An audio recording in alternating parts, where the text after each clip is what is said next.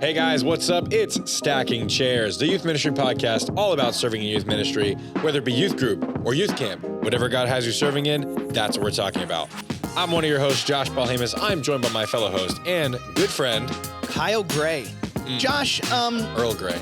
Earl Gray. So that reminds me of our good friend Jordan Ross. By the way, Jordan, whenever you're ready to be on the actually, I don't even know if Jordan listens. Jordan probably doesn't listen. He will now. Yeah, he will now. We'll tell him. Yeah, we'll tell him. We'll be like, Jordan, we talked about you. Yeah. So I spoke at Word of Life Ranch. Excuse me. I spoke at Word of Life The Ridge. Which is the Wilds. No, the Wild. The Wild. Yeah, which before is the rebrand. the Ranger program. Yeah, but it's our middle school program. It is. It's a middle school program. We got a great camp really focused on those middle school years. Mm-hmm.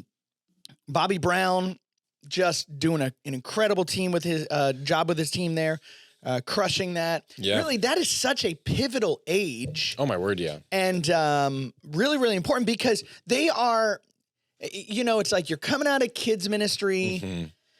And whether your kids ministry either was event-based or was not at all event-based, but your teens were. I mean, there's kind of that caught in between. Yeah. But Jordan was on the team there when I went and served, and he called me Earl Gray when I spoke. You should have named one of your kids Earl. That would have been super cool. Earl Gray. I know. Hot. I know. You know, like, you ever seen Star Trek Next Generation?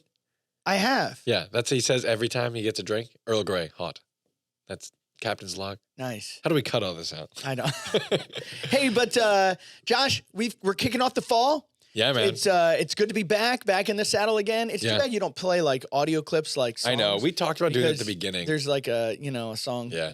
No, but it's good. It's good to be back. Yeah. I was away for a little bit. Yeah. Well, we were talking about your schedule is going to be, it's always insane, but this fall looks like you're going to be just on the road again. On the road again, which is another song. Yeah. 2 country songs, 2 old country songs. I've been listening to a lot of country music Really? lately. Yeah. So I grew up on country music. Sorry, complete sidebar. 90s country is like the only country I enjoy because I grew up listening to it in the garage with my dad working on the cars or whatever else. And, Okay.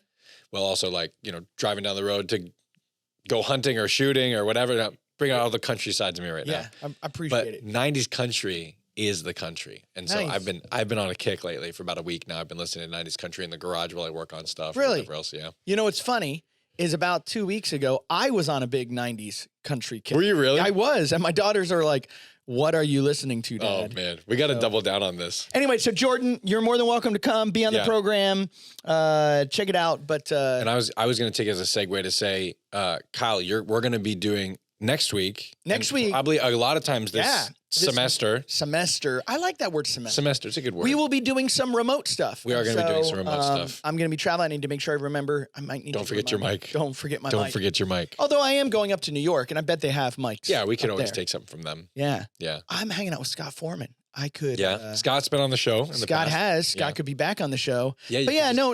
I'm share excited. a mic. Crowd around it. Yeah. And the only way you would be able to watch that awkwardness happen is by on the Fellowship YouTube channel. Yeah, so check us out on Word of Life Fellowship on our YouTube channel. There's going to be a new video coming out of the Philippines. The team in Taiwan just worked on. Very excited about that. That's coming in the next probably month or two. But yeah, you can check that out on our YouTube channel. Hey, that Believe video we watched yesterday. Yeah, which obviously none of these people know what we're talking about. It is on our YouTube channel as well. Listen, you guys got to go check out that We Believe video.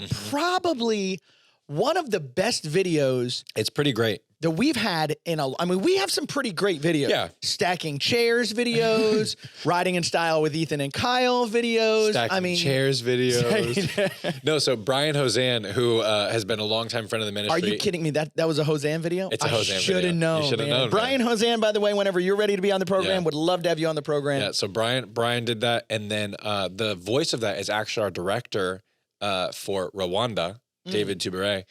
And he was here in Florida, and they weren't sure on who uses a voice actor, and so then David was in town, and we said, David, you should come and record it. And so we sat here at this table. What? Yeah, and he recorded the voice, and on it this turned out mic? fantastic. Yeah, on that microphone actually. Yeah, David Suddenly Tubere. I feel more important. You are more important now, and deeper. Yeah. So anyway, now we've kicked off this conversation. Now that we've kicked off this conversation and gone in a million different directions, Josh, let's bring it on back. Yeah. New fall.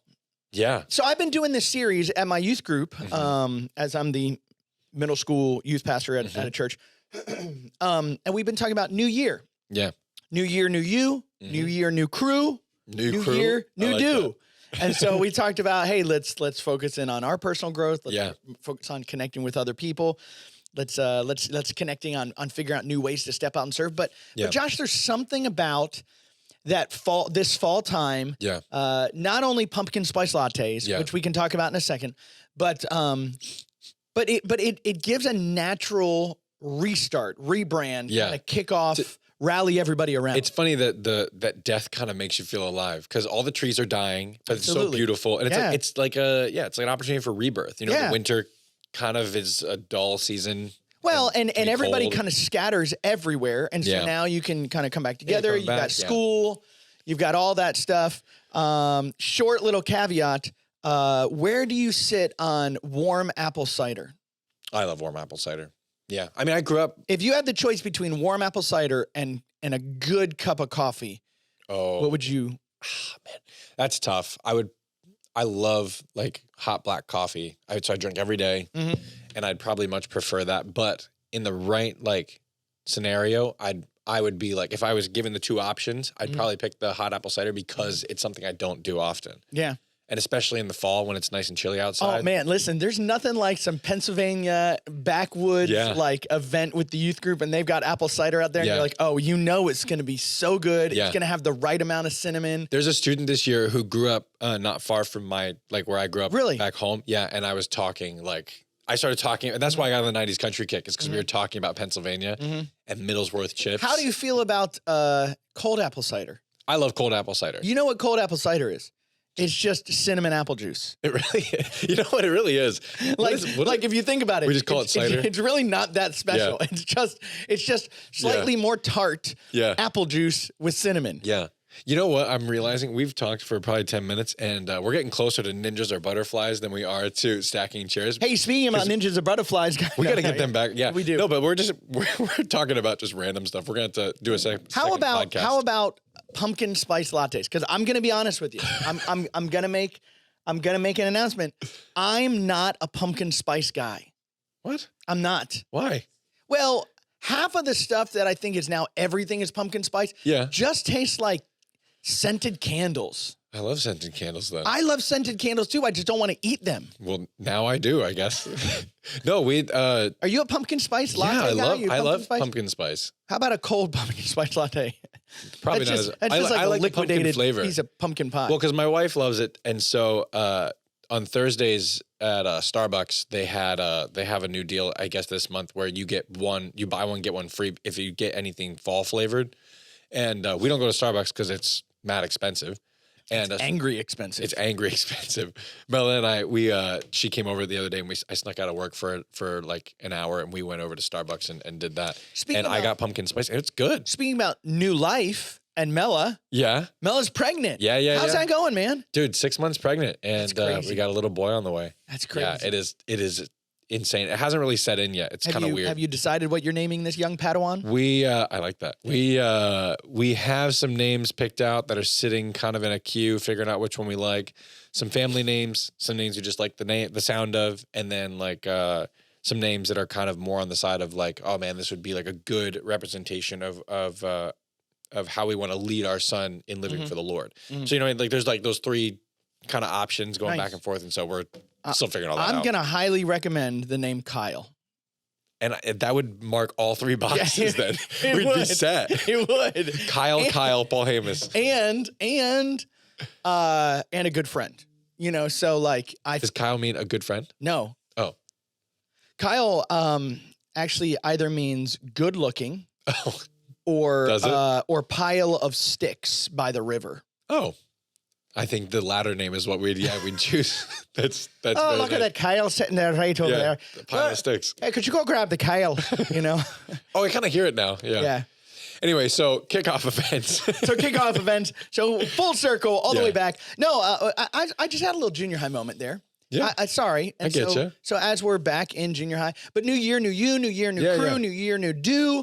And it was crazy because as I was developing this kind of study, this kind of series, the guy that I do ministry with or kind of under, he was like, hey, when are you going to be gone? Because again, my crazy schedule. Yeah. And they were like, because we want to figure out, we're going to plug in times that you're gone. We're going to plug in events. And I thought, oh, nice. Number one, thank you. Yeah. But number two, like, I just think fall is probably the most well-attended opportunities because everybody, it's not like spring break. It's not like after spring break. I don't even think it's like January time that everybody gets together. Yeah. Like, did you guys ever do fifth quarters? No. You don't know what a fifth quarter is? No. So I swear I heard of this when I was in high school in Pennsylvania, but I really heard about it in Texas. So they used to do these things called fifth quarters, where you go to the high school's football game, and at the end of the fourth quarter, they pull everybody together and they do a little rally right there. Somebody will typically get up and share the gospel. Oh, cool. They'll give prizes. Sometimes it happens out in the parking lot. Most of the time it's like Reverb. Yeah, it's kind of like a Reverb. Yeah. Which, by the way, is one of our all-night student ministry evangelistic events. You should figure out where Reverb is happening in your area or close to your area. And you can sign up right here if you're watching or check our bio. Yeah. Well, but again, it gives you a chance to kind of rally around not just a fun event, but sharing the gospel, a purposeful event. Okay, so when we have a kickoff event, what you're saying is it's not just an opportunity to kind of get the people who are in our ministry already kind of kickstarted into the new year, but it's that plus you see it as an important opportunity to share the gospel. Well, yes. To answer your question, yes. Yeah. I think overall, and we've talked about this, do you know the purpose of your event? It's easy to forget sometimes. I feel like I'm constantly like in my mind, I'm like, oh yeah, we're doing this event and it's going to be fun and we'll all hang out. And then I forget. But I think sometimes, Josh, and we talked about this before, having an event just for the sake of having fun. Yeah. There's nothing wrong with that. For sure. You should do that. Yeah. And again, I know I've rarely mentioned this, planning events, planning meetings, so you can plan out your schedule, so you can figure that out. I think if you're a small group leader, you ought to be doing some type of small little mini event with your guys or with your girls. Or you go, hey, we're gonna center in on our senior class, or we're gonna center in on. Here's a weird thought, Josh. What if we made sure that we did like a junior and a sophomore and a freshman event just for them, as much as we focus on making sure that we are doing a senior event? Oh, I understand. Like, like for each age group. Yeah. Yeah. And maybe not every age group. Sure. But doing something like that to kind of rally everybody together. But yeah, because fall, like to your point, fall is one of those times of you don't want to just focus on the new kids. Yeah.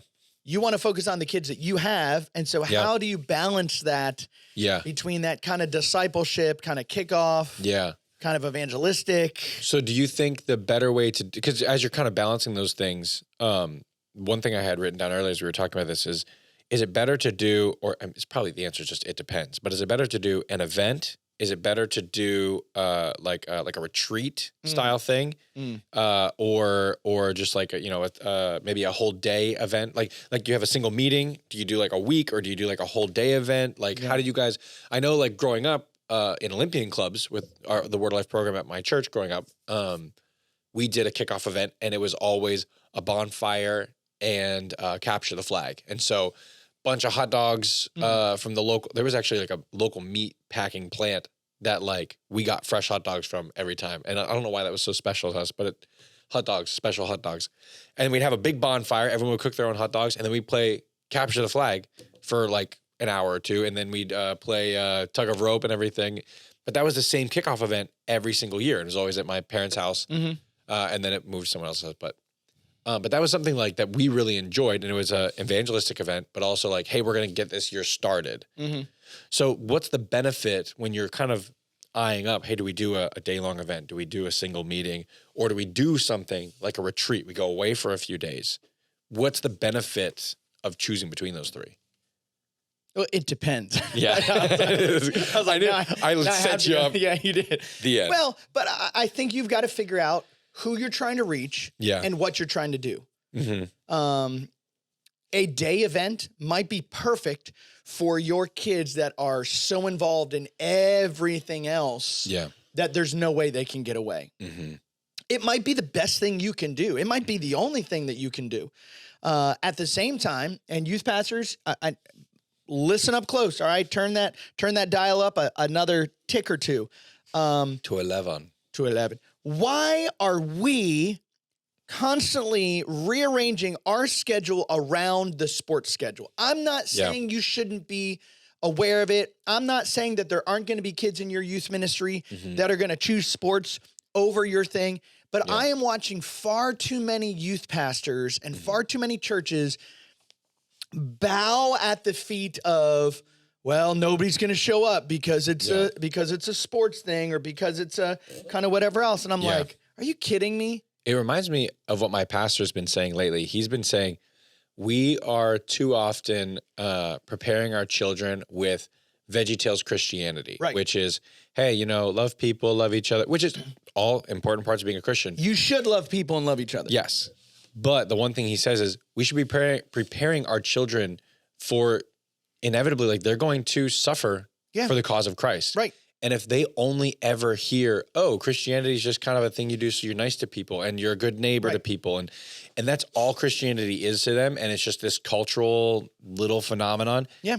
And then when things get difficult, they will leave. Right. Because there's nothing there. Well, and again, you've got, and I feel like we're on a slightly different tangent at this point, but it all leads to just, like how to but to just focus in of yes, if it's important to you, it's not going to be convenient for everybody. Yeah. It's not. And yes, hey, youth pastors, go ahead and get ready to record this clip, because if you can't say it to your parents, let me say it to your parents. Hey, parents, your kid's probably not going to make it pro one day. It's okay for them to focus a little more on their relationship with Jesus than sitting on the bench for another game. Yeah.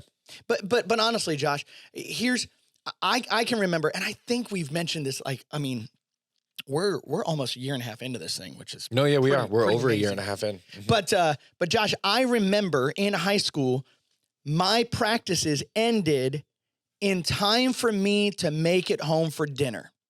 Now, I know every sports team didn't do that. Yeah. But all of the practices made it important for kids to be home. Number two, we did not have games on Sundays. We did not have games on Wednesdays. Now, yes, I was in high school over 20 years ago, which is, but still. Yeah. You know how we got to where we're at? Everybody gave in. Yeah. Everybody gave in. It's not a priority. Listen, I am not telling you to not have your kids be sports stars. I tell kids all the time, listen, if God has given you that ability, and you can play amazing ball, you go play amazing ball. You go do it. And you be the godliest guy and the godliest girl out there. You be working on that inner man, that inner woman at the same time you're working on that outer skill. Yeah. But sometimes I think far too many times we cowtail, we allow sports to be the tail that wags the dog or whatever else. Well, my kid won't be able to. And I remember when we were in Texas, it was like, if you don't put your kids into soccer when they're 3, they're not going to be at the level that they should be at 5, which means they're not going to be at the level that they should be at 3rd grade. And I'm like, oh my goodness. Well, it's the level you do sports as well. Because we have kids in our youth group who play soccer, they play football, and they're there on Wednesday nights still. Right. And they might miss the odd event on Saturdays. But for the most part, they're still there. Because there's levels of what you can do in sports too. Right. Like you can be on the local high school team, and then you can be on which in soccer at least it was always the travel team. Right. And my parents, I mean, I wasn't good enough anyway. Yeah. But my parents were always said, travel team, no, but you can do the local sports team. And I've heard people say, Josh, I've absolutely heard people say, well, my kid uses it as an evangelistic outreach. Sure. Are they? Are they? I'm not saying they're not. I'm just asking. Sure. Are they? So anyways, we need to challenge them in that. But we do. Well, so that was my other. Speaking of parents, there was an event that my youth group did, which I really, really appreciated, and we may have only done it. Maybe we did it twice when I was in high school, but we had a kickoff event of sorts with the parents involved. Yeah, and so we had a retreat, right? And the parents came as well. Whoa! And it was a ton of fun. I remember. But you like your parents. I do like my parents, and your parents were involved. My parents were involved, but there was a lot of kids. I mean, like everybody's parents came. Like it was an event intentionally to be like a youth event with parents there. And so you do stuff with your parents. So like one was like a night where you had to come up with a sketch and there was like certain like words you had to use and you had to come up with a sketch then. And so I remember my dad messed up. He was supposed to say, I mustache you a question.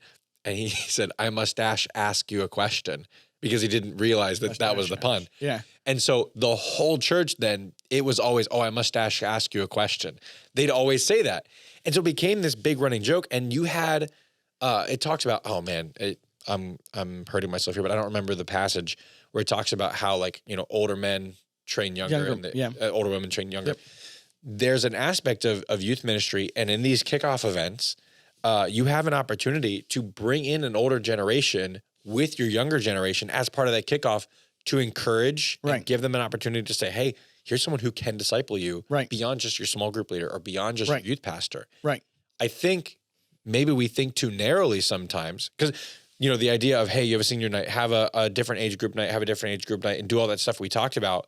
What if you think outside that box and say, okay, I'm going to have an event where we have college and career with the youth group event for our kickoff event. And we're going to do it as a retreat. We're going to go away this weekend. It's a Friday and a Saturday. We'll be back Sunday morning at the church and do an event with multiple age groups. I think that's important. I think you've got to figure out how important is this event that I'm doing and what's the purpose of this event that I'm doing. And who are the people? There we go. 3 P's. Look at that. It's like I'm a good pastor. The importance, because that's the P. the priority. All right. There you go. You know, no, but seriously. Okay, so like think about it. If you know you're not going to get your kids out. Yeah. If you're like, or we've never done one of these things, I don't think I'm going to get one. Yeah. Then start with a little half day. You know, real focused. It's better to do something quick, focused, and purposeful than long, drawn out, and boring that people are like, what in the world's going to go on? Yeah. Or what in the world is going on? Yeah. But if you can say, hey, maybe we can get our people to focus in on something, but we can't get them away. Yeah. Then maybe you say, hey, you know what we're going to do? We're going to do a little 2-3 night thing. Oh, yeah, maybe, like separate nights. Yeah. Maybe come Monday night, Tuesday night, Wednesday night, and Wednesday night's the big youth group. Nice. And you go, man, I'm going to hit everybody. I'm going to focus that talk, that training, that message on getting to everybody. But yeah, hey, moms and dads, and I'm going to let you know months in advance. Yeah. Because this is important. We're going to do this. Like, for instance, I was just up at a spiritual emphasis week, which is kind of similar to what we're doing. What we can talk about this kind of more in depthly in small group. Yeah. But this Christian school said, hey, let's just make this our spiritual emphasis week. And so they rearranged their classes. They rearranged the teaching schedule. And every morning and every afternoon, I had a session with these kids. Did they go away or was it at the school? No, it was right there at the school. Monday, Tuesday, Wednesday, it was right there. In a couple of weeks, I'm going to do a Disciple Now or a D Now. Nice. That's at the church. Okay, so every, I think Friday night, the kids are coming to the church. Saturday morning, Saturday night, they're coming to church, and then we're going to be on the side. A couple weeks after that, I'm at another D Now. Oh, wow. But they're going away for that D Now. Small peek into your schedule. Yeah, yeah. Welcome to my world. So each of those guys are like, hey, this is what I can do. Yeah. Because there is something nice about stepping away where life can't go, oh, I need you to focus on this right here. Yeah. You know? Yeah. Now, are you away at the retreat and your family or a family is like, oh, hey, we really need to, and you got to run that kid home? Yes. Yeah. But the rarity of that actually happening. Yeah. That's why you go really far away so it can't happen. Right. I mean, a lot of times I would do like winter retreats or things like that with a couple groups that would go away to go do something like that. So I think you got to figure out like, who do I want to focus in on? Maybe you say, hey, I'm not just going to focus in on my seniors. I'm going to focus in on my student leadership team or my student and my adult leadership team. And between that group, you guys just say, hey, I can't get these parents away. How in the world am I going to get all these parents away? Especially for like 2 days or, but you know what I could do? I could do a day. Yeah. And maybe I then enlist some of the other kids in the youth group that might not be on the leadership team, but to participate and do like childcare. I think if we think in a different way to how can we best minister to the people we're trying to minister to, you can do that. So, but each of those events, I would say the first thought, in my opinion, would be ministering to the people that I have. Yeah. Ministering to the students that I have, ministering to the leaders. Because it can still be evangelistic. Absolutely. And at this Christian school, I still presented the gospel. And at this Christian school, I still gave an opportunity for people to respond to the gospel. And guess what? Yeah. People got saved. Yeah. People trusted Christ. Amen. But then we have events like Reverb, where the whole thing is focused on sharing the gospel. Go ahead and tell us about what that is, Josh. Yeah, if you guys don't know about Reverb, honestly, you should check it out. It's super cool. It's an all-night event. You go to a sports game, either hockey or basketball, and then I think in Atlanta they do just a big rally. Yeah. But the idea is there's a bunch of games then, and they actually stay at the rink or stay at the court. After the game's over, they have these big games. They have giveaways. They're giving away Nintendo Switches. I remember they gave away a TV. They might still give away TVs. They give away like crazy stuff. I was at one in Buffalo where they gave away a car. Really? And a 15-year-old kid won a car that they weren't able to drive away from. That's hilarious. Yeah. But so they have a bunch of giveaways, and then you go to typically three different venues after that, and you cycle through the venues as a youth group. And so you might go bowling, and then go to a sports complex, and then go go-karting or something. It depends on where you're at. But then you'll do each of those for about 2 hours, and you stay up until 6 in the morning, and then you drive home. But the whole thing is focused around the gospel. Yes, and they give a presentation of the gospel during that giveaway. Clear presentation, clear invitation. But again, so if you figure out, okay, what's the purpose of my event? Yeah. The purpose of your event may be to do some training for your youth kids or your youth leadership kids or your adult leaders. I think you ought to have that. And again, I know that my schedule is crazier than most people want their schedule to be. Like, I get that, okay? Yeah. But I think if you look at the fall, and maybe you're sitting here listening to this, or you're standing or walking, I don't know where the people are that listen to this. But maybe as you're listening to this, you're going, man, I am now so far behind the ball. I should have done those things. Sure. Give yourself about 5 seconds to sit in the fact that you didn't do what you could have done and should have done. After that 5 seconds, what can you do? Yeah. No, that's a good point. And so you might not be able to do all those different things. Yeah. But I could do something. Well, so there's my question then is, what level of priority should this thing be, a kickoff event? Like, how important to you do you think it is to your ministry to do something like this? Or can you have yes, you can. Can you have a completely successful ministry without having a kickoff event? You absolutely can. And for years, I was a part of a youth group that did not do what I felt like was a big kickoff event. About mid to late October, we would do something like what you talked about, where there would be hey, everybody come in. Yeah. We're gonna, we did like a competition between the youth leaders and us. But it just didn't feel like a big kickoff event. Gotcha. But we did different things like that. So do you need it? No, you don't need it. Yeah. But I think there's absolutely some biblical proof. Yeah. For times that Jesus went and got away with his leaders. Yeah. I think there's some biblical proof to times that Jesus went away and did kind of like, hey, I'm going to go over here and I'm going to minister to these people, and we're going to do some type of almost like an evangelistic more push. It wasn't just to his disciples. Yeah. But I think we have some of those texts that kind of give that evidence. But I would say, Josh, okay, so wherever you're at right now, it's the very beginning of October, beginning of October. Is that when this is going to launch? No, we're in the middle of September. Okay, well, now you got to cut that out. No, we're leaving it. Perfect. I must ask you a question.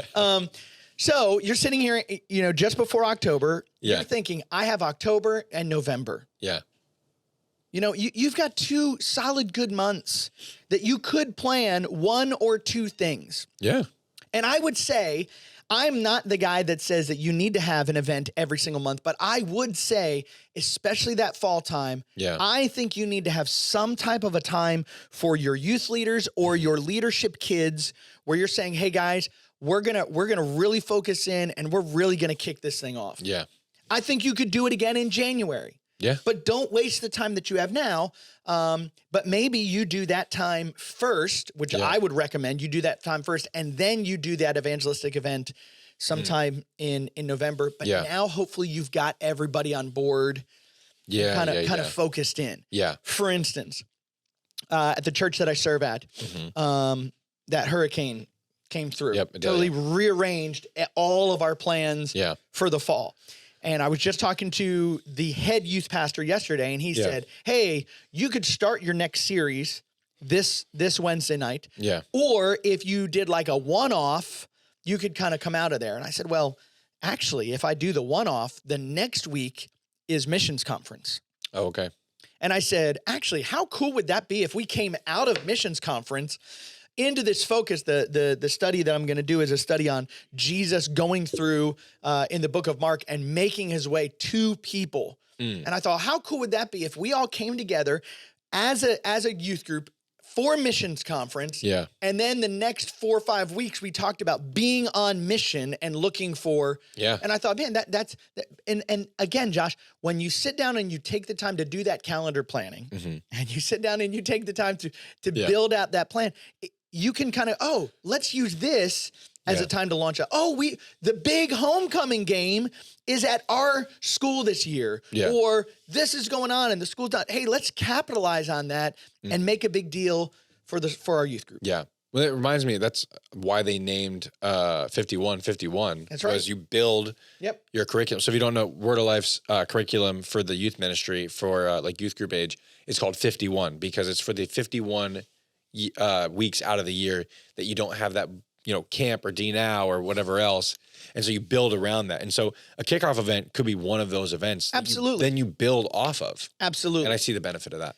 Right. And so we could talk about different styles. I think you hit it perfectly, whether it was an away event. Yeah. An away event for one day, an away event for a couple days. We used to do these things when I was in Texas called an LDC or a leadership development conference. I know a bunch of different areas with Word of Life still do those fall one day events or like a Friday night, Saturday morning. Fantastic time. Yeah. Fantastic time for you to pour into your leaders, get around other churches, get around other people.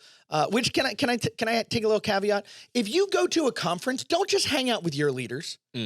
Get to know other churches. It's so difficult not to do.